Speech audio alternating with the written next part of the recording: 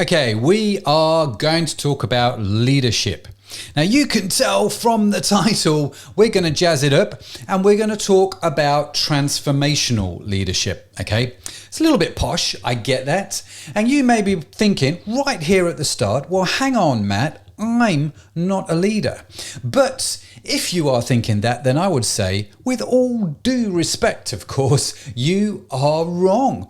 I think you are a leader. I think that we are all leaders.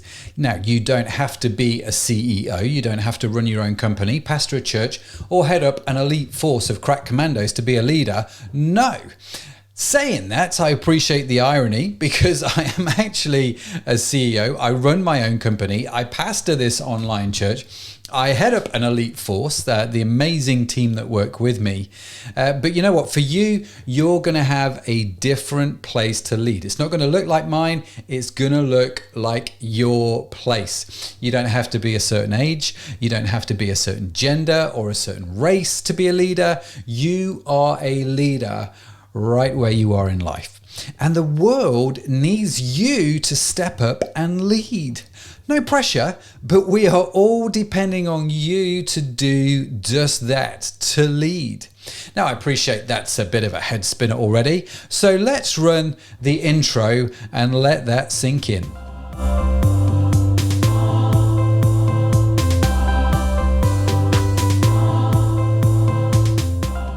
Okay, so recently I have been thinking a lot about how any change has to start with leadership. And this is the idea of transformational leadership. Leadership that brings about change, good change, transformational change, right? So what do you think about when you hear this phrase, transformational leadership? And more importantly, who do you think about? Now, for me, I immediately think about Jesus. Now, that should come as no surprise, given that this is an online church, right? Maybe you'd be a little bit surprised if I didn't. But even if you are not a Christian, you have to admit, right, that Jesus started and led a movement that utterly transformed the world like nobody else has ever done in history. So today, we're going to get into one of Jesus's more unorthodox leadership lessons, that's for sure. But before we jump into this, let me tell you that I do personally feel a little bit challenged over this idea of leadership. It's been something that has been mulling in my life for a little while. So over the coming live streams, we will draw out more and more principles of leadership and talk about what we can learn from them, what we see in the Bible, what we see in the Gospels, right? And we will add them to a playlist. So that library of content is going to build up. But more on that as we do it, we'll keep you updated. Okay, so that's just where I'm at. Now, let's jump into this. So to give you a bit of context, if this is your first time with us, firstly, welcome. It's great that you're here. We are working our way through Mark's Gospel, which is a book in the Bible that chronicles the life of Jesus. Now, the story is in this phase. We've sort of come to this point in the story where we've reached this phase called Passion Week. It's the week leading up to Jesus's crucifixion, where the whole chapter of this part of Jesus's life kind of culminates, right? It's this big crescendo, which we call the crucifixion of Christ. And, you know, no spoilers, but, you know, some interesting stuff happens afterwards. So let's read the next part of the story. And we're in Mark chapter 11, and we're going to read just 3 verses, 12, 13 and 14 today. So now the next day when they had come out from Bethany, Jesus, was hungry. And seeing afar a fig tree having leaves, he went to see if perhaps he could find something on it. Now when he came to it, he found nothing but leaves, for it was not the season for figs. So in response, Jesus said to it, "Let no one eat fruit from you ever again." And his disciples heard it. Now, at first glance, you may think, well, I mean, this is a short part of the story. What is happening, right? If you're like me, I'm kind of thinking, I'm not really sure what's gone on here. It might even feel a little bit odd as Jesus is talking to a tree, right? But as we get into this, we're going to see 4 ideas to help you and me be a better leader from Jesus, right? They're going to help us lead at work. They're going to help us lead in our families, help us lead in church, help us lead wherever we are in life. Okay, so those 4 ideas. So let's jump straight into idea number 1, how to lead. Idea number 1. I'm not going to do that again, don't panic. Number 1, find your central perks.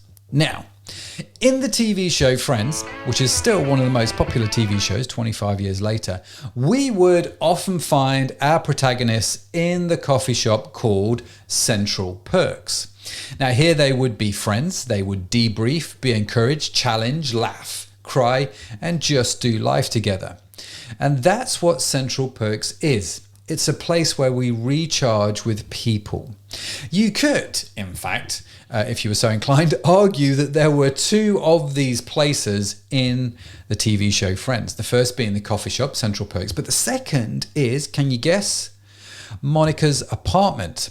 The same thing would happen in her apartment. They would just be friends. They would, it's a place where they would sort of debrief and they would catch up and they could be supported and just be themselves, right?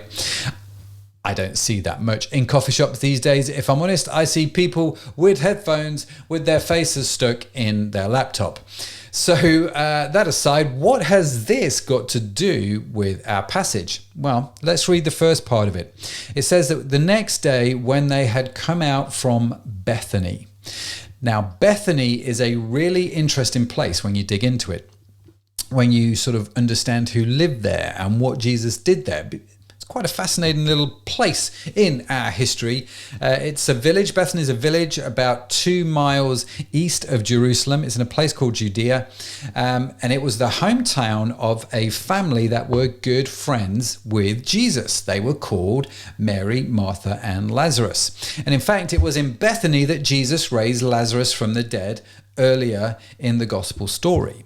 But it is also the place where Jesus stayed overnight during this Passion Week, which is the final week of Jesus's earthly ministry. We know at the end of this week, as I said earlier, it's sort of culminating to this point in the crucifixion. And so we know it's a tough week. We know it's a hard week, but Jesus didn't stay in Jerusalem itself. He actually every day would make the journey back to Bethany. It was a familiar place. It was a place where friends were. And that was what was needed for him, right? It's going to be, like I said, a hard week, and he needs people around him. And this is important. So let me ask you a question. Where is your Central Perks? Where is your Bethany? Where do you go and hang out with people that care for you? Now, honestly, for me, this is one of the reasons I find church so super refreshing and recharging. I just get to be with people that care for me. Church is one of my central perks. And that can, church can be digital like this, but it's also physical as well. So, just a little insight here. Do stay posted. We do have something to share in the coming weeks that I am super excited about with this physical aspect of church, but more on that later. Now, another central perks for me is also my home. And I like my home to be a busy place. I like the fact that people come around, just hang out, and drink my coffee, usually. I used to, before COVID, I used to travel a fair bit before the lockdown. And wherever I travel, I always prefer to stay with friends than stay in a hotel. I mean, it's cheaper for one, but even at the end of a busy day, there's something quite refreshing about coming back to a place where I know the people, where I can just kick back and be with them. So where is your central perks? Where is your Bethany? I think to be an effective leader, we need a central perks, a Bethany, a place with friends that can support us. But why is that? Well, let's take this idea of transformational leadership. To bring about transformation and change, it helps if we, as the leader, have something to give. It's hard to lead on empty. And it's almost impossible to bring about transformation on empty. So we need to be recharged and refreshed. We need to give and we need to have something to give, right? That's one of the key reasons that we have our central perks is it recharges us. Now, if you're start that sentence again.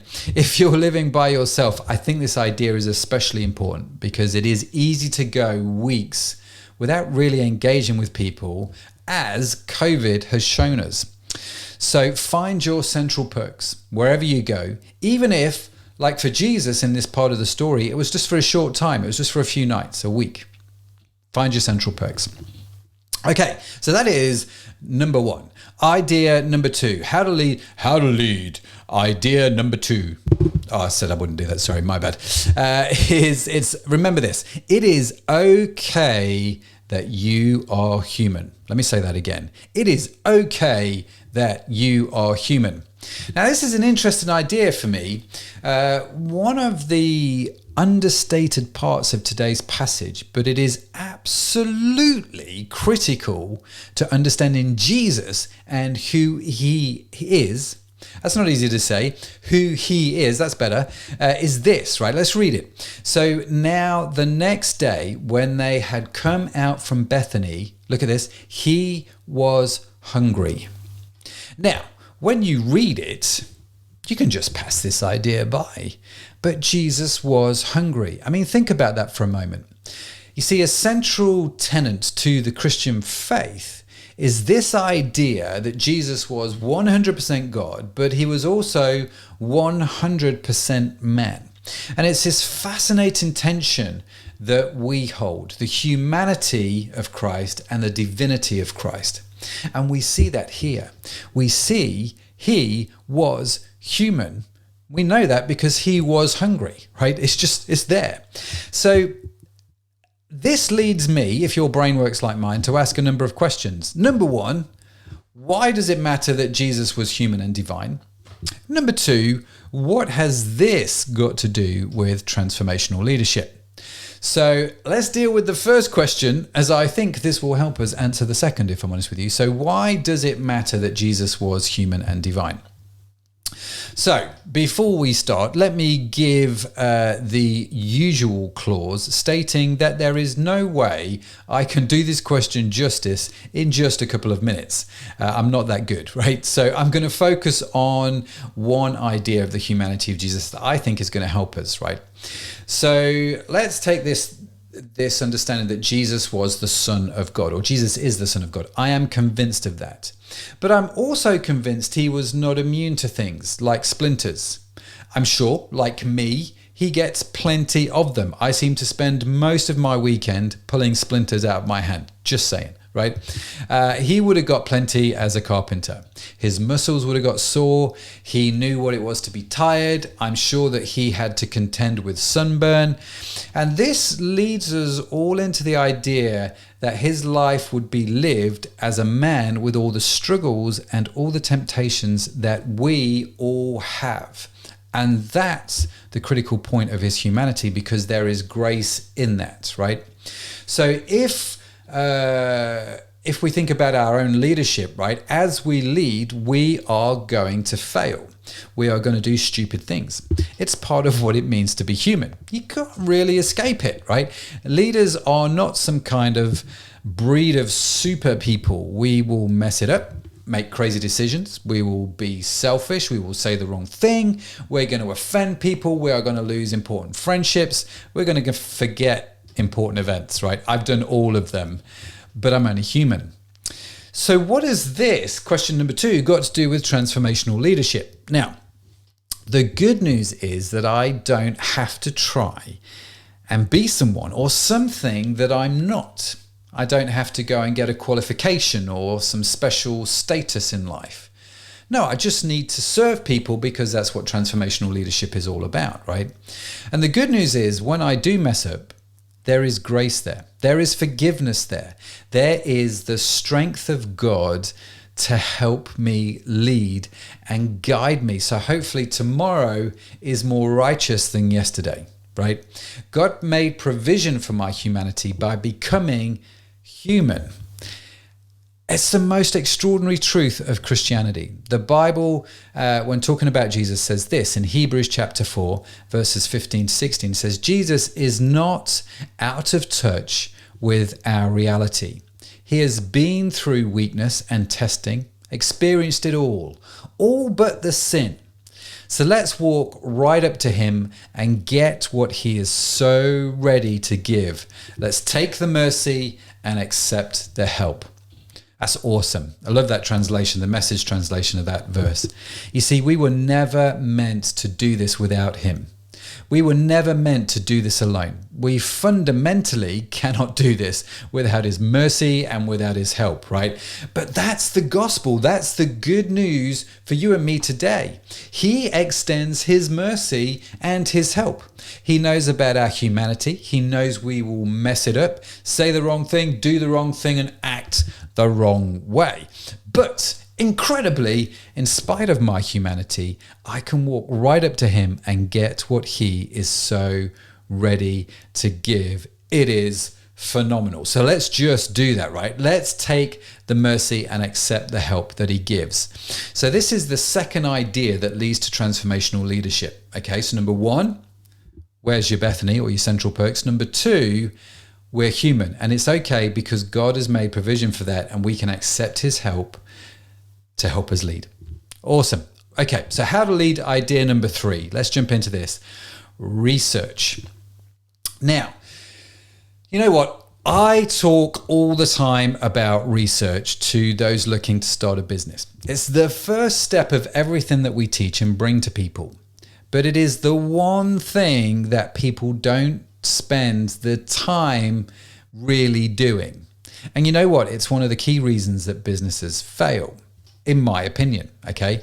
Now, this idea of research doesn't just apply to starting your own business. It applies literally all over the place, including prepping for this message. So let me show you what I mean.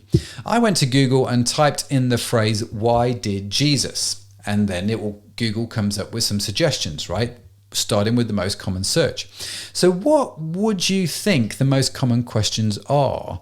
Let's start with this question. So the first question is, why did Jesus die? Okay, I could have predicted that. That is a fairly reasonable question. Why did he die? What I wouldn't have predicted, though, when I was doing this, is the second most popular question that came up. Why did Jesus curse the fig tree? It's a more popular question than why did Jesus speak in parables, for example. In other words, this seemingly small but slightly odd few verses in the Bible that we've just read has resulted in a lot of searches for people online. They have a lot of questions about it, and I would never have known that without spending the time to do the research. So why is research important? Well, simply this: it leads to understanding. And understanding is essential for transformational leadership. It really is as simple as that. This stuff is not rocket science, which is why I like it so much. I get it. I understand it. So before we move on, let's have a look at this question. Why did Jesus curse the fig tree, given that it is so popular on Google? Was Jesus just flipping out here? Why didn't Jesus know there would be fruit on the tree? And is it fair to curse a tree when it isn't bearing fruit when it's out of season? In other words, it wasn't meant to bear fruit. So there are so many questions that come up with, or that I come up with when I think about what happens in this verse. So like all things in the Bible, the key to understanding this passage comes from researching the context in which it happens, looking at what else the Bible has to say about this. Because through research, we can get understanding. Now, you see what I did there? That's clever, right? So the first place to look for me is the disciples.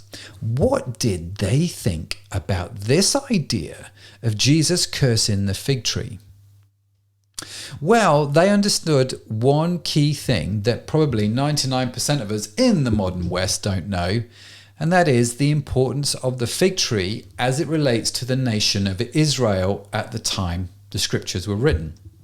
They understood how the fig tree was often used in the Old Testament to symbolically represent Israel. Okay. And another thing that we have to bear in mind is what happened the day before.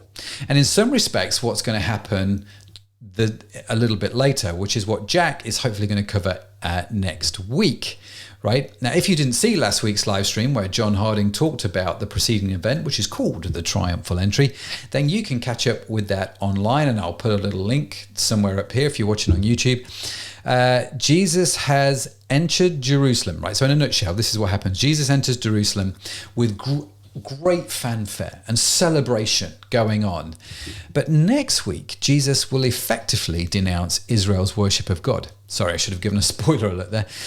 In other words, Israel is given the appearance of worshiping God and being fruitful with all the fanfare as he enters. But next week, we're going to find out they really weren't. Just like this fig tree. Remember, the fig tree represents Israel. And the disciples knew it. It was Jesus, in effect, calling out people who profess to know God, but then don't live lives corresponding to that belief. Now, we've all met these kinds of people. We even have a word we use to describe them. Hypocrites. How can someone call themselves a Christian and yet fleece people of all their money? How can someone claim to love God yet speak nothing but anger and bitterness all day? You see, the two things don't match up, do they? And that is the lesson of the fig tree, why Jesus cursed the fig tree. Now, I wouldn't have known this without spending the time to research what was happening, right? And to understand, to get that understanding. So how to lead idea number 3, research. But this lesson of the fig tree also leads us nicely into the next idea of transformational leadership. So how to lead idea number 4, motivational speech. Oh yes. Now, what do you think about when you hear this phrase, motivational speech? Now, in my mind, I see a motivational speaker. I see a guy pacing up and down the stage, bellowing out all kinds of cliched sayings as he sweats through his expensive Armani suit. I see the audience getting hyped up, but what I don't see is real, lasting, transformational change. So when I talk about motivational speech, I'm not talking about hyping you up or hyping the team up. I'm not talking about, the dream big and your life will magically become that and more lie that is so often sold in, from motivational speakers. We've all heard it, right? But maybe, just maybe, they've made us feel good, excited and pumped up, but that's all it is. So if we take the hype out of it, what are we left with? Well, something really quite simple, I think. Motivational speech inspires transformational change. Motivational speech inspires transformational speech. Okay?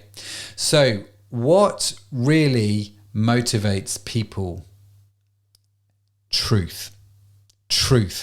Motivational speech is about making sure that your speech, what you say, is true and making sure your character is in line with what you say. Okay, so make sure that what you say and your character are consistent with each other. So this, for me, is so important, right? If we want to be transformational leaders. Let's think about it just for a second, right? Think about people that don't meet this criteria. People who are full of hot air, people that say one thing and then do another, people who we call hypocrites. It's not hard to think of people like that, right? You've all got a picture of them in your head. And I'm the first to admit the church is full of them. We all know it to be true. But then so is every other religion, and so is atheism. So that's not really an excuse for the church, but the world is full of people like this. The political world especially is rife with broken promises coupled with inconsistent actions despite what they say in their motivational speech to get my vote, right? Saying is one thing, delivering is another. Now, if our words and our character are inconsistent, as was the case with the Israelites at the time of Jesus, and as is the case with a lot of Christians, then inconsistency will cause what you do to eventually wither and die from the roots, just like our fig tree. Okay? Now, sure, for a season, it can have the appearance of being good, just like our fig tree, but eventually it will eat itself up. And that is the lesson of Jesus cursing the fig tree. I hope you follow me so far. So let me ask you a few questions. What is your character like? Now, if you want to know what your character is like, my top tip is to ask people that have known you for a long time, and ask people that especially have walked through the fire with you a little bit, through the difficult times, because it's when we're in those hard and difficult places that our character really, really shines through. Now, it says in Matthew's Gospel, chapter 13, verses 20, and again, I'm reading from the Message, it says this: "The seed cast in the gravel, this is the person who hears and instantly responds with enthusiasm." You know these people? This is the guy that's gone to the motivational speaker. They instantly respond with enthusiasm, but there is no soil of character. And so when the emotions wear off and some difficulty arrives, there is nothing to show for it. I mean, how awesome is that? How truth-bearing is that? You see, your character is your long-term investment. It's your retirement plan. It's your pension. It's your savings account. You get what I mean, right? So transformational leadership requires you to be a motivational speaker, to make sure your speech and your character are consistent with each other. And this is the idea of motivational speech, right? And it's important. But for now, what I want to do is put a little pin in this, as we're going to pick it up again in 2 weeks' time, as we will, in effect, have part 2 of this story, Fig Tree, the sequel, if you like. Oh, yes. So we're going to end this one here. Jack's going to be talking next week, a little intermission, and then, like I say, we've got part 2. So let's close with a quick recap. We started off with the idea that you are a leader, and more specifically, you are a transformational leader. As John talked about last week, someone called by God to extend God's kingdom to bring about positive change in this world. Now, the world needs you to lead right where you are at. So crack on with it, is my plea. We then looked at this passage with a fig tree and saw 4 ideas that help us become better leaders. Do you remember what they are? Number 1, find your central perks. Remember, it is hard to lead on empty, so we need a place with friends that can support us. Number 2, remember that it is okay to be human. We don't need to be superhuman or something that we're not. Yes, we are going to mess it up. So remember that scripture in the book of Hebrews tells us that Jesus has been through weakness and testing. He's experienced it all but the sin. So let's walk right up to him and get what he is so ready to give. Let's take the mercy and accept the help. Number 3 was research. Research leads to understanding, and understanding is essential for transformational leadership. And number 4, master motivational speech. Motivational speech is making sure that your speech, what you say, is true, and making sure that your character is in line with what you say.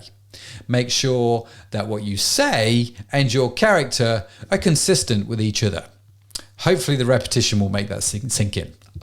Hey, listen, I would absolutely love to know what your biggest takeaway from this message is. Write it in the comments below this video. It'll be great to hear from you. And you know what else? I think you are more likely to remember that takeaway if you write it down. So put it in the comments or write it in your journal, but definitely do write it down. Now, God bless you. I pray for you that God would help you become a better leader, that you would help bring about positive change in this world, help build his kingdom, and live your best life.